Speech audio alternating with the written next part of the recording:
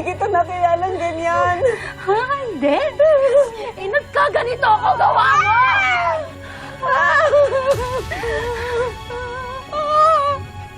Uy, nagmahal lang naman ako sa anak mo.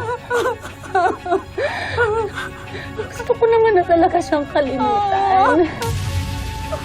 Pero ikaw, binigyan mo pa ako ng pag-asa. At ako naman tong si Gaga. Naniwala sa mga sinabi mo. Ginawa ko lahat ng sinabi mo, ng inutos mo, inakit ko ulit yung anak mo. Kakampi kita, diba? Kakampi kita! Kaya ginagtian ako ni Vanessa at kinulong niya ako.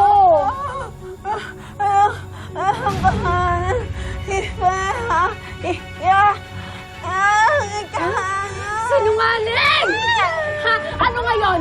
Pinagtatanggol mo siya, ha? Kakampi mo na siya ngayon? Pinagkakaisahan niyo na ako? Ah, ganun ba yan?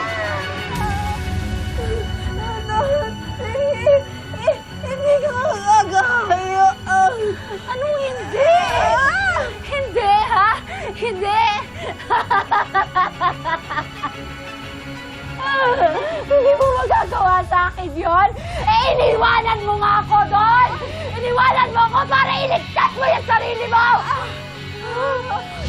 Hindi mo ako iwan! God bless you, Trixie!